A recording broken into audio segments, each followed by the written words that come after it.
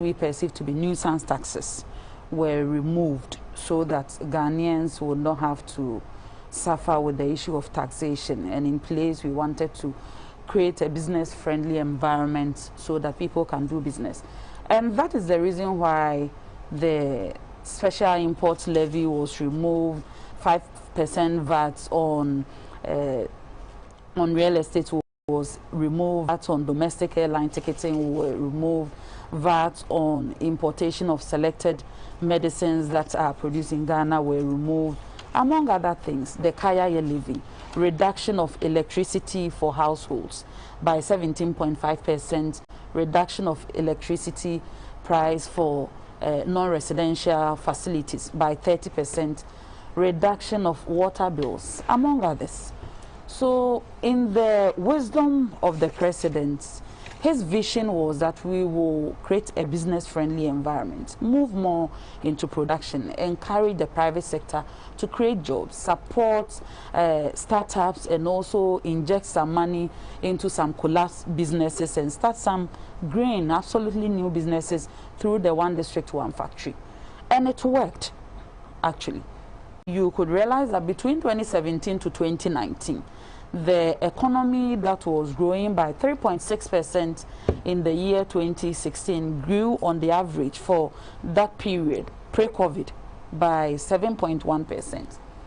Then COVID struck. What COVID did to the Ghanaian economy, and like many other economies in the world, is that you need resources to take care of your expenditure. We budget is either you are raising the resources domestically, or you are going to borrow, or you are going cap in hand begging, or you are going to IMF. So basically, these are the options that are available to most governments around the world. Or you cut your expenditure. But as I sit here, I don't think even in the alternative, what the NDC has proposed over the years, the only proposal I can remember is that the former president, JM, mentioned that if he has 2 billion, he won't invest it in free SHS. So I have clarity in my mind that for the NDC, if they would like to cut any budget, the free SHS is #1 on their bill. Okay, so I guess I wanted us to zero in specifically on why the choice of the E-Levy. So we can... Okay, so Doc, all that I have said is a preamble to the fact that the introduction of the E-Levy is because we are in a post-COVID economy and we are not in normal times. And it is not characteristic of an Akufo-Addo-led government to introduce taxes to burden the Ghanaian. So that is why the E-Levy is being introduced. Because by popular opinion, a lot of Ghanaians were complaining that we don't have to borrow, we are borrowing too much, we shouldn't borrow. If you are not borrowing, we are either doing burden sharing or we are begging or looking for alternative source of money. And so in our opinion, in this time, we intend doing 3 things on a very big scale. So we'll come to that. I just wanted some introductory remarks. So Honorable Alawute, you heard her submission. I'm sure you'll address some of the things she said, but I also wanted to ask, what are your greatest concerns regarding the introduction of the E-Levy? Okay. Thanks for the question, and good evening to your viewers and my constituents as well. We have never been this firm in Parliament since 2017 to date, until the E-Levy came into Parliament. We have supported government in carrying out its duties, approving of taxes and everything that they brought to the House. We've never opposed it. Even when our numbers are almost the same or equal now, we still support in doing business just for the good of our people and the country. And the same way, we have the right to also stand for what we believe in and what will also affect the very, very, very poor in society. When the E-Levy bill came, we asked questions. One of the questions we asked was that on what figure or who pays the levy? We didn't get an answer. Then we came up to hear them tell us that, oh, The telcos have agreed to do 0.25 off their 1% charges or charge on the fee they take. Then we asked again, assuming I send 100 cedis in the morning, initially, these were the initial questions. And then by 30 minutes time, there is a need to send another 100 cedis to somebody. Will all these 100 cedis be cumulative or they will all enjoy the exemption? We didn't get an answer till the last, I think in Koforidia, that they answered it that it will only be one in a day. We are opposed to it because if I give you dog money, or if you've gone to borrow money and I'm one of your board directors or members, if I cannot see what you are doing with the money, I have the right to say, this one, I will not support you do it.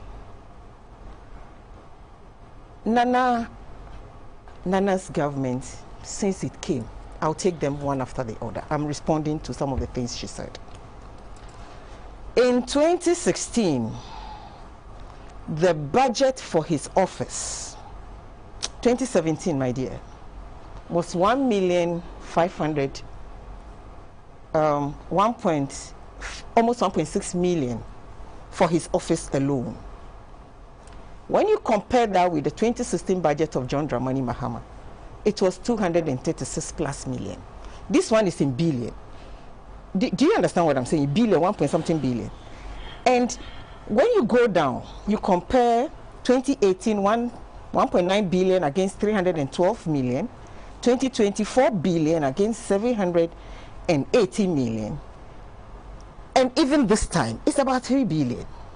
So our concern is that what at all is here that is swallowing a lot of our taxes.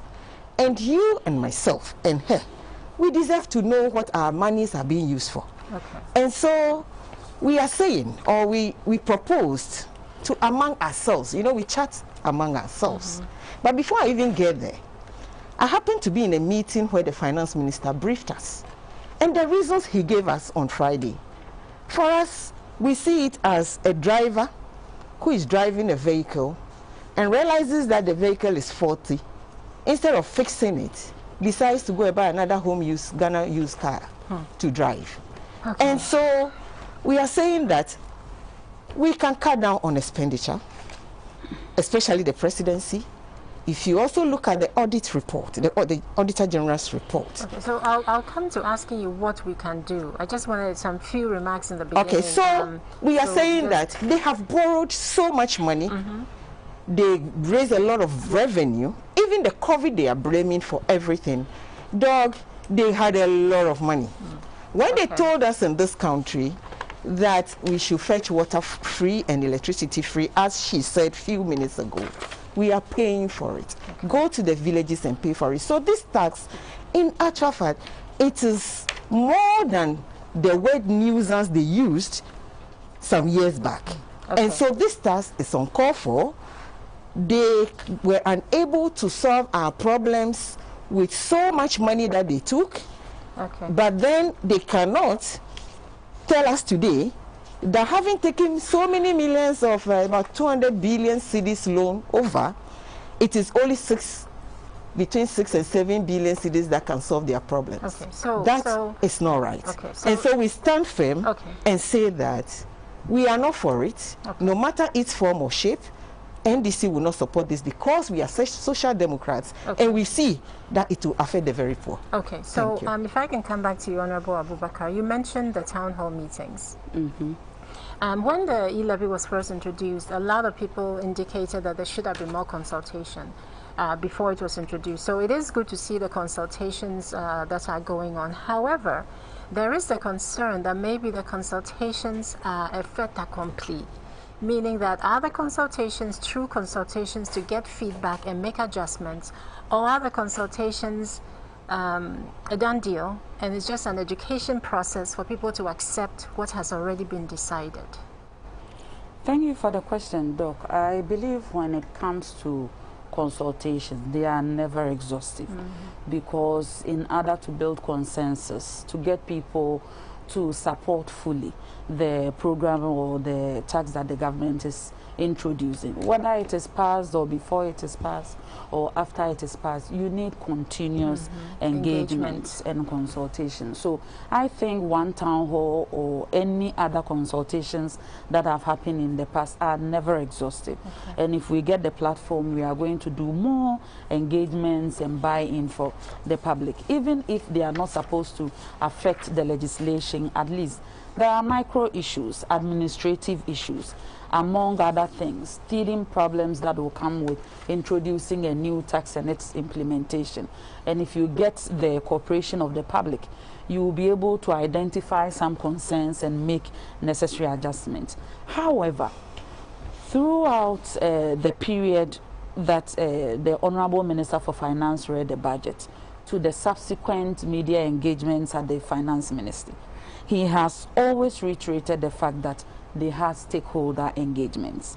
So it is not as if there were none, nothing happened, no engagement at all, and that the town hall meeting is a once-off afterthought activity just for the optics. It is not like that. And even as I speak, we intend mobilizing and doing more engagements, be it town hall meetings or whatever name you call it, whether they are in focus groups or some satellite groups or what have you. We intend to do more consultations.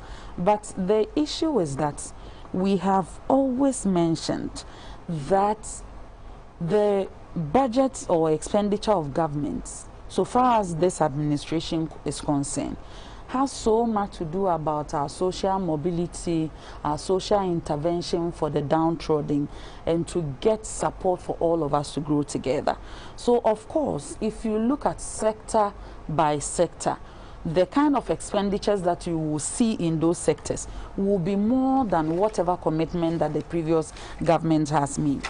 I don't know which particular document the Honorable Member of Parliament is referring to. And until I see it and get it verified, I don't want to speak to it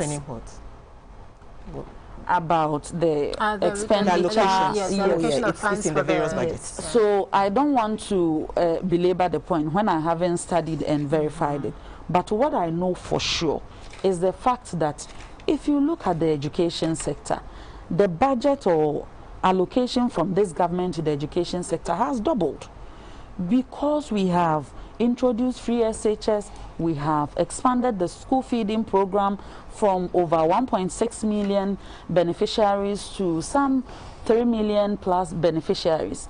We have introduced free TVET even now, and a lot of interventions, even infrastructure. Free SHS came with the population of senior high school students from 800,000 students to some 1.3 million students. It means whilst we were doing the double track system, there had to be accompanying infrastructure investment to somehow clear the double track system over the years. And the evidence is there on the ground. It has nothing to do with consumption. But the fact that if you go to Presec Legon, you will see that this government alone has added more than maybe 24 classrooms, dormitories, other facilities to create that kind of expansion for the schools. Look at one area like security. The budget for the security agencies minus the national security has tripled, because of procurements and investments in conditions of service, so that whilst we have this issue about instability in the West African sub-region, Chad, Burkina Faso, Mali, other neighboring countries, Nigeria with their Boko Haram issues, among others, we invest in the security architecture of the nation so that continuously our people will be free. So that is why, let me be specific. On education alone, from 2017 to 2021, we have spent 50 billion Ghana cedis.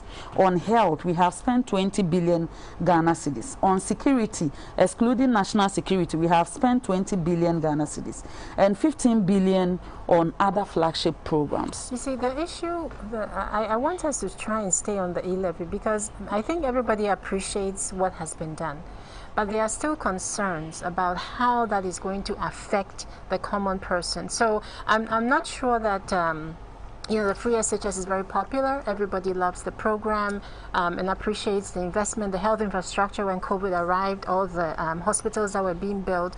All those things are deeply appreciated. I think this E-Levy is churning out and bringing out some sentiments that I think we have to focus on and see how we can address. I don't want to cut you off, but we only have an hour. Yes. So I want to make sure I have some other questions in there. That's so if fine. I can come to you, Honorable Alawute, Yes, the mobile money agents, were a bit unhappy about the levy, and they petitioned the Minority Caucus in Parliament to ensure that the new, I just want to read here, the new electronic transaction levy is rejected when it is put before the House. And part of the statement they issued even said that we see this levy as very retrogressive and critical to the survival of our businesses. And so they actually went on demonstration, I think, on December 23rd.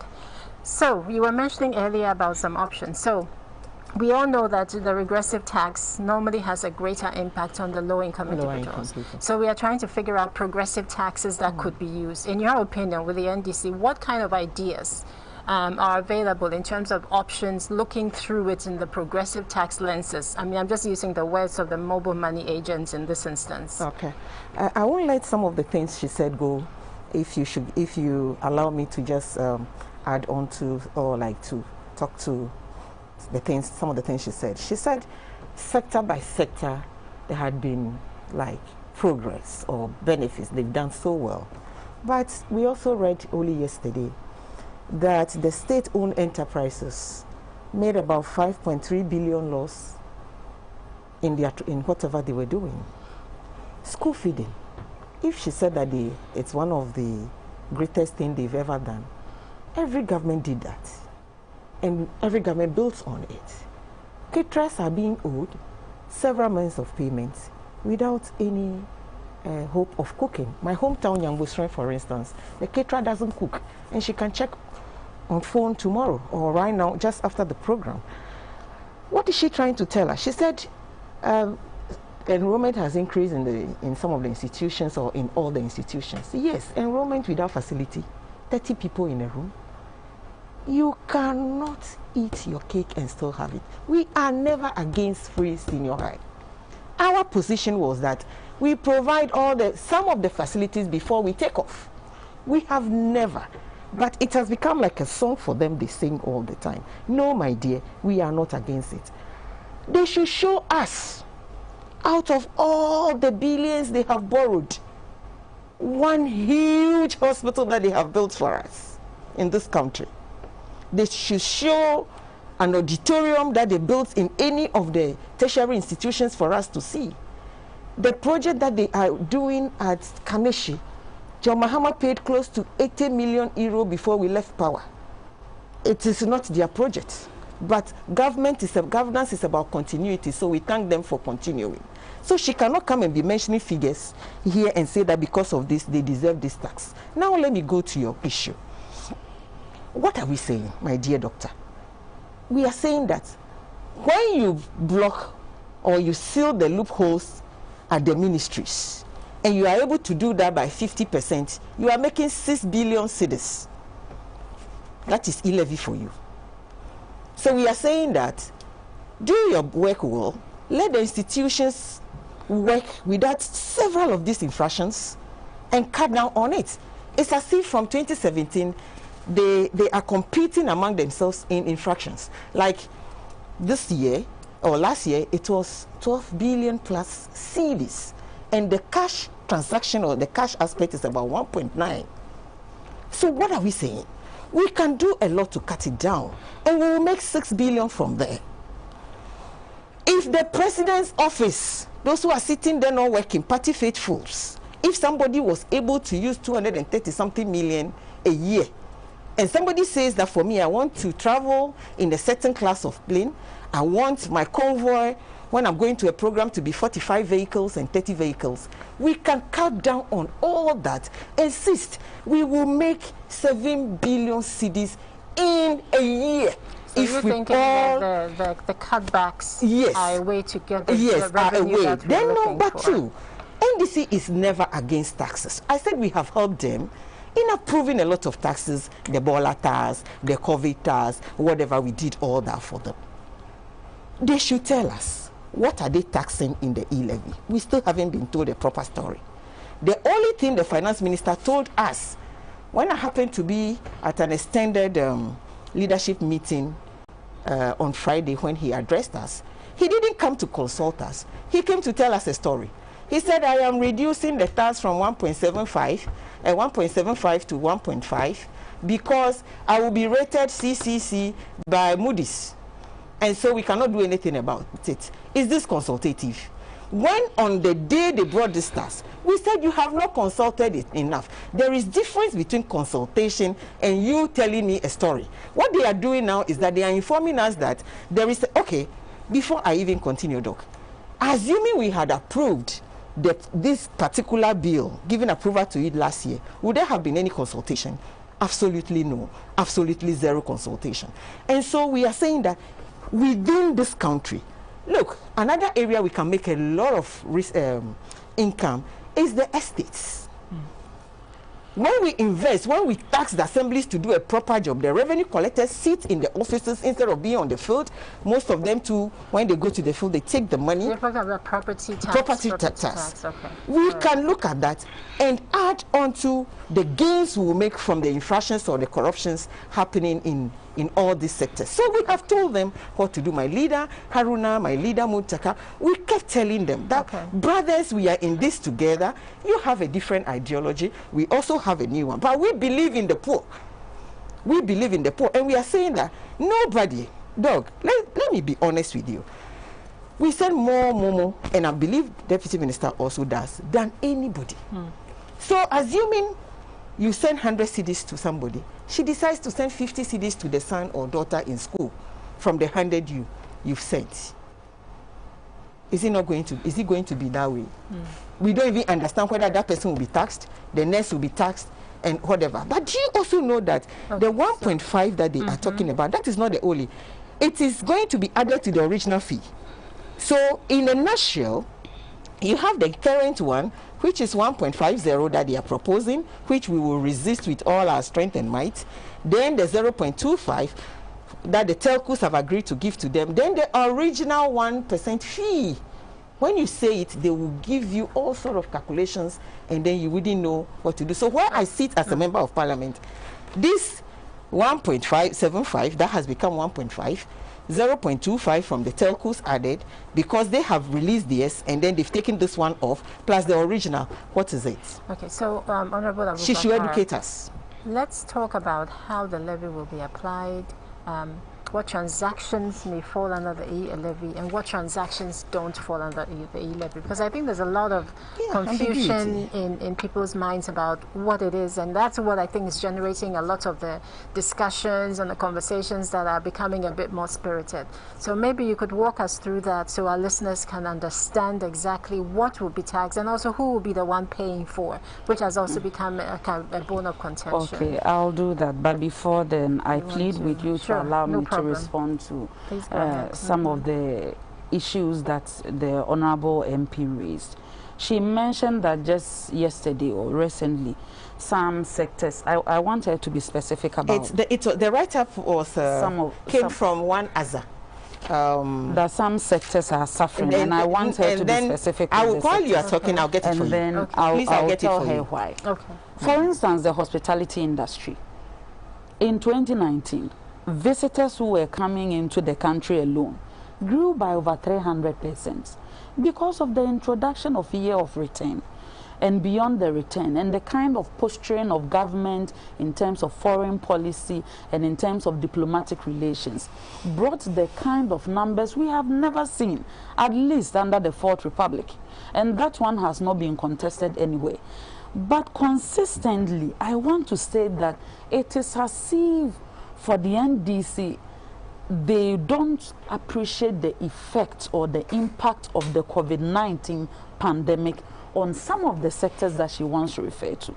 So when you want to make comparisons, and those comparisons are based on pre-COVID era, before the pandemic, because we are talking about disruption in global supply chain. The hospitality industry is now suffering. Industries that has to do with numbers, that thrive on numbers and moving people out there, sports, stadia, among other things, they are struggling because of the COVID. What this government is doing is a COVID recovery program in terms of trying not to let us cut down some expenditure that will affect the downtrodden, like the social intervention policies, and to make sure all the things that we need for the masses, we are able to get them. Ambulances, Agenda 111, hospitals, recruitment of nurses. Remember, there was net freeze on public sector employment until we left the IMF. So recruitment, the kind of backlog that this government had to deal with in hundreds of thousands, even with the security services. Between 2013 and 2016, I'm looking for the number of people that were recruited into the police service or even the military. And it's difficult to come by because even in the newspapers, you can't find records of where these mass recruitments were happening, because most of the times it didn't happen because of the IMF program. Now what is happening is that we are leaving COVID small, at least. If not because it is still with us. We appreciate the fact that now we have vaccines, and over the years researchers and doctors have studied the virus and know how it mutates and other things. So we are better advised to make sure people are still able to go about their businesses. But the issue now is that post-COVID economy, we move from 7.1% average growth rate to 0.8%. In 2021, the projection or the figure that is out until it is certified is about 5.2% growth rate. And we hope that from now to 2024, we should be doing better than 5%. So we are recovering. But with respect to the E-Levy, back to your question, the point is that government appreciates the fact that majority of Ghanaians are on the E-Levy platform. And in a country where all of us, when everyone is in power, they are advocating for widening the tax net, but even proper data, we didn't have it. Even in terms of national identification, the closest we have gotten to issuing national ID card through the NIA system is what this administration is doing. And that is not contested, on record. Issuing cards that can be used for official purposes. Now we are reforming the public sector, we are digitalizing the system to make sure we have the data first off. And we said we need support for this budget and subsequent budget so that some specific issues like roads, youth unemployment can be dealt with. So what the E-Levy is going to fund? Yes. Okay, roads, youth unemployment? Roads, youth unemployment and fiscal consolidation, because we want to reduce our debt level so that our debt to GDP ratio will be at reasonable levels. Okay. Now, that being said, government appreciate the fact that if you want to tax everyone across board, it will be difficult. So we wanted a progressive tax system, and that is what the E-Levy is mimicking, to the extent that if you look at the number of people who use the platform, which has grown to about some 900 billion Ghana cedis, 40% of people who pay transactions on E-Levy, according to the EMIs, are either 100 Ghana cedis or below 100 Ghana cedis. As many as 40% or as much as 40%. Now, government is saying that for those 40% transaction, we have exempt them from paying E-Levy with the component of the Momo tax. So, for instance, if you are sending money every day up to 100 Ghana cedis, it is not taxed in E-Levy. And even for those, the remaining 60% who are paying, it is not like the back-to-back payment that the electronic money issuers are collecting from sender and receiver. For E-Levy, it is only the sender who is paying when it comes to the money transfer component of the E-Levy. So the receiver is not paying the 1.75%. And we are saying that for the remaining 60%, they still have that first 100 Ghana cedis transaction free, and subsequent transactions on your account, the 1.75% would be charged. As the government has estimated, we will be able to raise about 6.9 billion through this initiative. to support young Ghanaians who want to go into entrepreneurship, who do not have opportunity in the public sector, so that they will be able to work. Let me ask you a question. There's a scenario here about a worker receives their after-tax salary payment in mobile money and may transfer some of that amount to a relative, make a bill payment or cash out, and see their original sum taxed multiple times. You know, because if I pay ECG maybe 200 cedis, if I do all that. So this would not be the case for the same worker being paid either in cash or into a bank account, adding to the horizontal inequity of mobile money taxes. And so the application of a transaction tax in this way is significantly different to how income or consumption taxes are applied, which are not subject to multiple taxations. So those who have those kinds of concerns, because their money is being taxed several times. And let me explain that to you. For instance, you want to pay for your electricity or water or tax returns or any government service on the Ghana.gov platform, which is the electronic way of mobilizing revenue into the consolidated fund. You are exempt. You don't pay the E-Levy. So if you use the Ghana.gov to pay for government services, you are exempt. You don't pay for E-Levy. If you want to move the component about electronic bank transfers, if you want to move money from your account to your other account, for instance, I have an account with GCB, I have a savings account, I have an investment account, I have a current account. If I'm moving money from my savings account so that I can push it into my current account and issue a check or to use the ATM, between your own accounts, you don't pay. You are exempt unless you are doing the transaction to another person. So there are several exemptions, and in all the payments you are supposed to make, only the sender is paying, the recipient or receiver is not paying, with the exception of remittances. And the idea about the remittances is because it's from different sources around the world. So it is the receiver who rather pays, because the receiver is the one that government will be able to access. And so as I said, I'm going to, I'm running out of time. I'm very good. I know. So I want, you talked about financial inclusion, which is a very important part of this whole equation, because there was a survey by GSMA, I think it's a French group, Spécial Mobile, and they were talking about the effect of mobile money taxation on the poor. And I just wanted to quickly talk. He said in East Africa, 45% of all key users in Uganda, Tanzania, and Kenya live in the rural areas, with 40%, 72% and 32% of key users respectively falling below the $2.5 per day, which is the purchasing power parity of 2015. So the digital inclusion has been a very important part of this whole thing, because in these countries, I know Nigeria is doing very, very well with the mobile tax, but in these countries, they have seen more than the 25% that the government believes would drop off. They've seen that even drop it even further. So I wanted to give you the chance to really talk about the concerns you have in terms of the impact on the low-income, undeserved population who rely on this for medical services to probably enhance their living and all that stuff. So maybe you can expand on that a bit more. Thank you. But now she requested for a document I want to provide. It is the finance minister's own presentation when he met the heads of the various institutions, like the state-owned enterprises. Let me say it that way.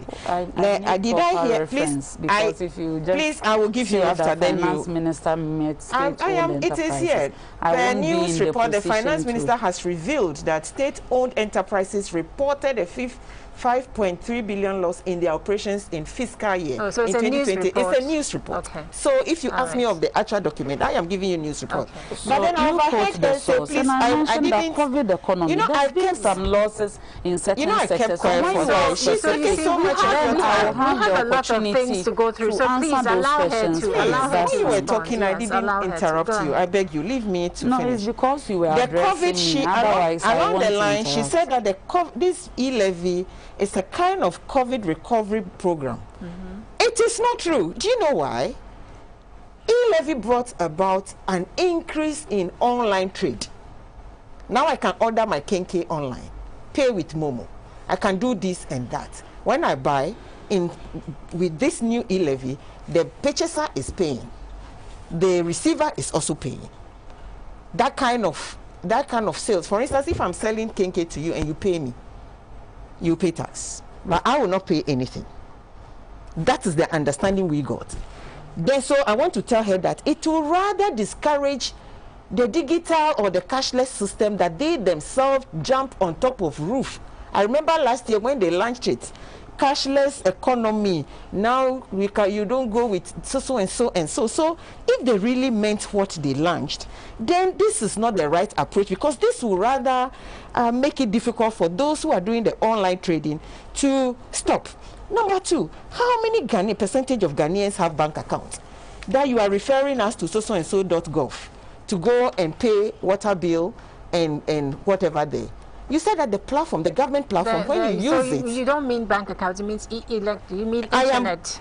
Internet access. Internet access. You don't need internet to go on Ghana.gov. Okay. You can even go on Ghana phone, so it's not... Oh, please. Okay. Please don't say this anyway. Oh, that is true. So if you, by the virtue of the fact that you are the deputy finance minister, and you have a certain platform that you can go onto that platform, it is not so with as the common Ghanaian or the whatever. But what I want to say is that if they are telling us to go there and make our payments, we are also saying that let's leave this side alone and make more money outside, because this is a lazy, very, very lazy man's approach of raising funds or making money. You know what? Let me give you a scenario. You are on top of a roof shouting to see Jesus. You raised you collected several monies in loans, bonds, euro bonds, and whatever. You couldn't employ anybody. Now you are telling us that this 6 billion will make you employ the youth, construct roads. When you withdrew people from the toll booth and you are losing billions daily, you are now telling us that the poor should pay this E-Levy for you to employ us. This is a no-no.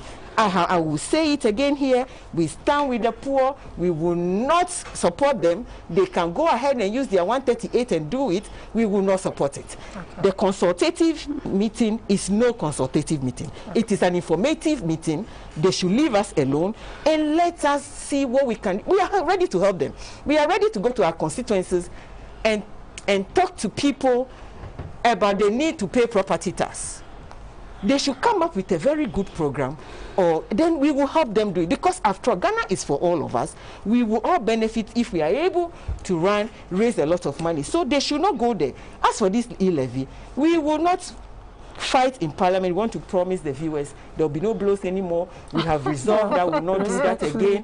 What I'm saying is that, but then less than 30 minutes left. What I'm saying is that we will continue to defend the constitution of this republic if somebody interprets it wrongly. Okay. That we will stand for. All right. And so my colleagues or my sister's submission that this E-Levy is the only panacea to their problem, it is a no-no. So we don't believe in it. What we're going to do is we'll go through some viewer questions, and then with whatever time we have left, we can have the conversation. So this is from OC100 in Whole West. Why won't government tax e-businesses that are being run on Jumia, Tonaton, Kukos, and other online marketing companies, rather than taking direct money from our wallet?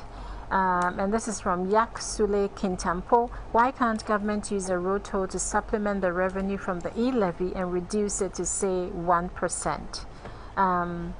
Good evening, I'm David Hughes, and I want to say my mind about the levy and the NDC kicking against it. The motive of the NDC is that they do not want the MPP to achieve its aim and fulfillment of its promises to Ghanaians. This is from, there's no name here, but good evening, Doctor. The NDC MPP is misleading the citizenry. E-Levy first 100 won't pay anything. How can we pay money to foreigners and pay money to develop the nation? Wahala. And then we also have, again, no name. The E-Levy banter between the NDC and the MPP is the usual play of politics. The MPP did the same against VAT and came and continued it. The NDC did the same against the communication task. Bet me the NDC will rather increase the E-Levy should they get the opportunity. Let me just see here. A levy is either a tax, a fee, or a fine. So don't reconstruct the E-Levy debate. The need to raise revenue for development is a trite knowledge, but that is not the debate. The debate is about the reasonability of being charged for the choice of payment mode, the reasonability of being charged after paying charge for the use of the Momo transfer services, the reasonability of taxing already taxed income in motion, the sense in having a tax system that potentially discharges the same income multiple times, the lack of sense in a tax system that doesn't discriminate and potentially taxes even those who should be outside the tax bracket. These are the issues. There is no honor in cutting your tongue. Okay, so this is from Koshi Badohu from Denu. So I don't know, I've taken a few questions. There are a lot here. Without the E-Levy, once the youth get to work in the country, and this is from Nature. And this is from Mr. Santi. With E-Levy, you'll be charged on deposits and the money. There's a lot of concern. I mean, it goes both ways. I mean, when making withdrawal of your ATM, you'll be charged. Why did the government cancel road tolls? This government is running is running oil economy. Ghana produces the largest amount in Africa and the fifth in the world. Why can't we generate funds from there?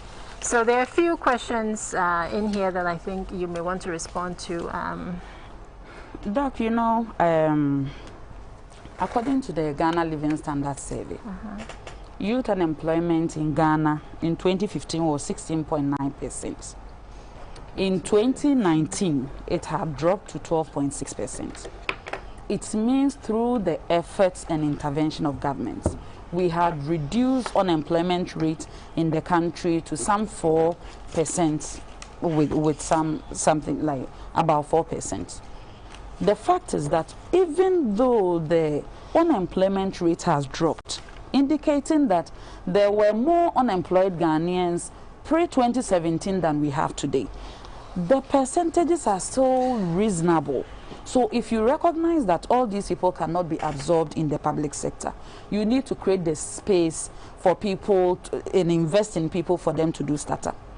Now, the issue about trivializing the conversation about E-Levy transactions for the fear of God, like saying when you are going to buy kenke and use E-Levy to pay for your kenke, and even when I fetch water and use, how many Ghanaians use online for the fear of God? How many Ghanaians buy kenke with Momo transaction? How many Ghanaians? What percentage of Ghanaians? How many people below the poverty line?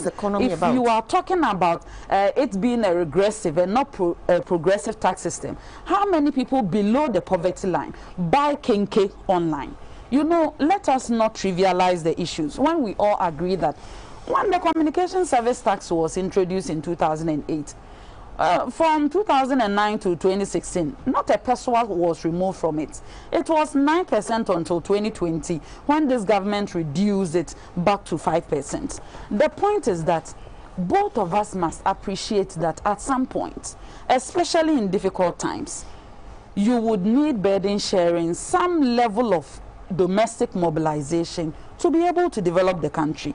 I doubt if given the opportunity, if the tax is passed and in the future they get the opportunity to rule anywhere, they will say that they are going to remove it. The record there doesn't reflect that one day they will say even the E-Levy money we don't want.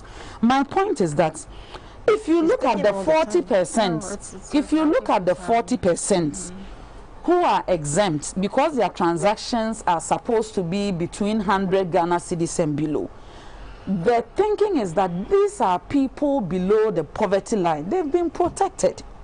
Unless you want to tell me that a research shows that a person who earns less than $2.5 a day sends Momo more than 100 Ghana cedis every day.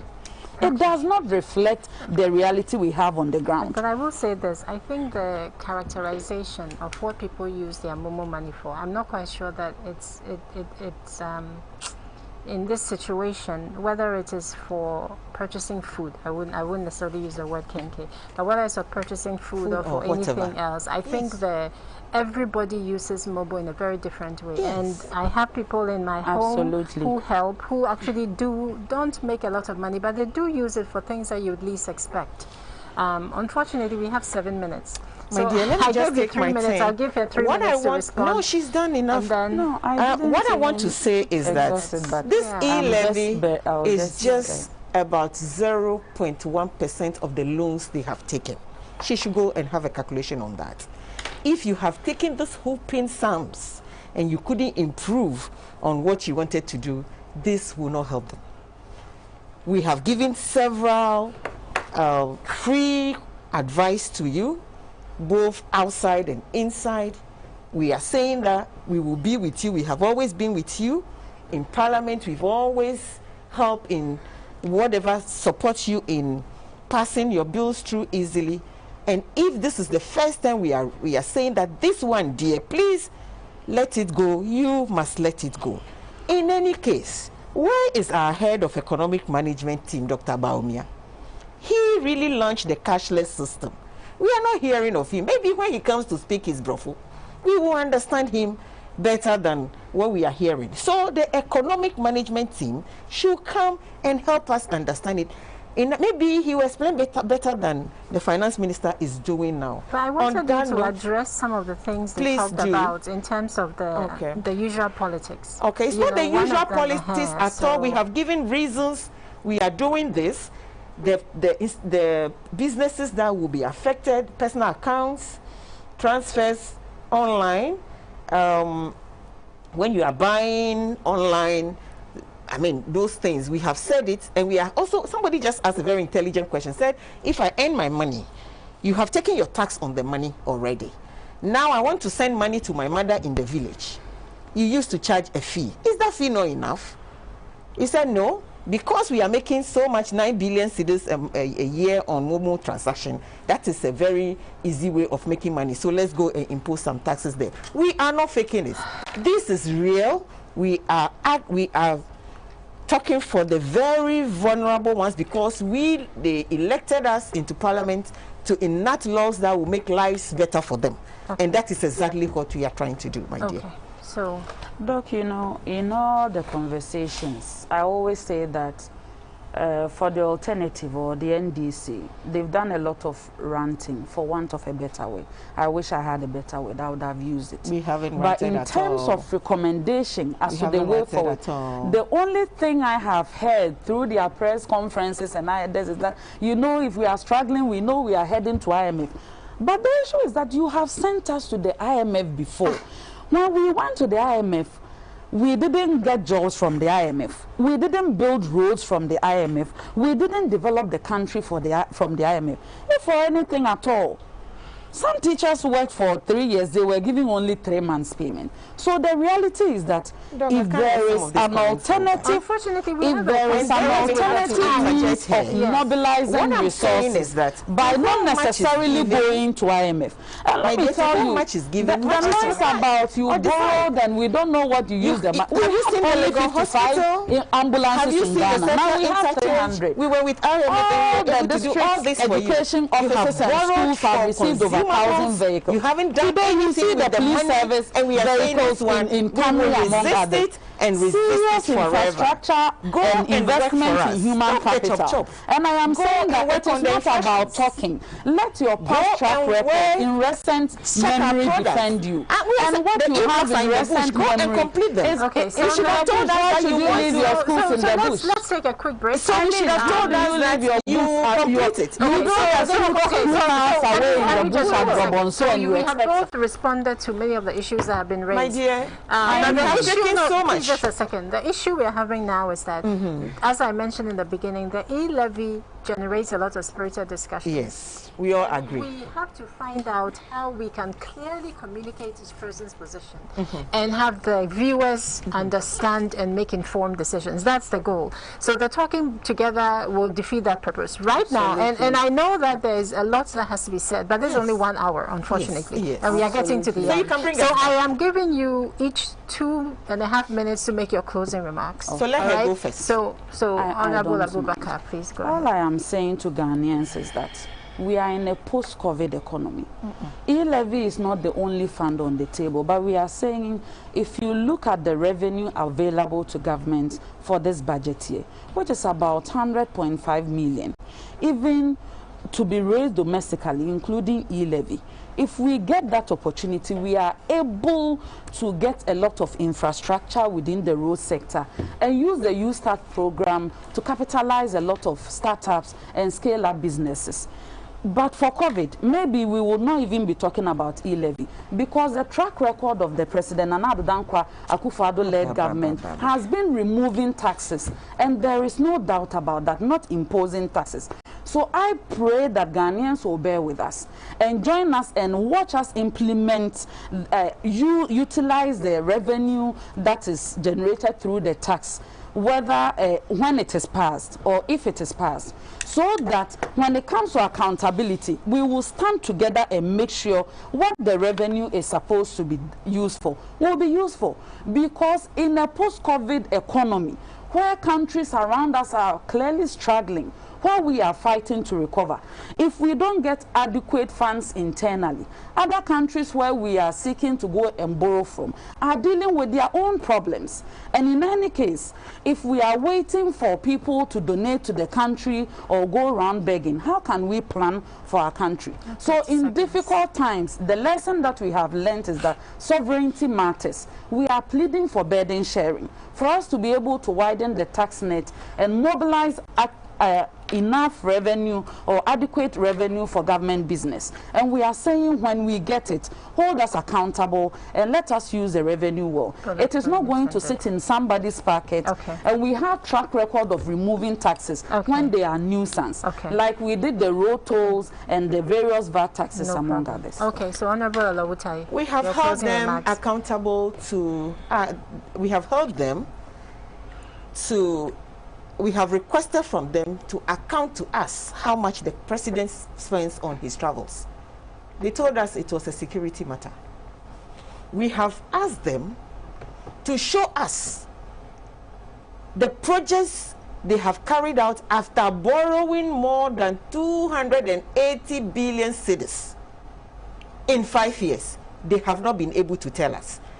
We have also told them that introducing this tax means that the Makola woman can no longer send Momo to the supply in the village, and the Kia truck will bring the goods to the market. She will now have to find a way of sending the money, because 60 cedis or 100 cedis will be out of it. It will discourage the so-called cashless economy or system that they launched on rooftop.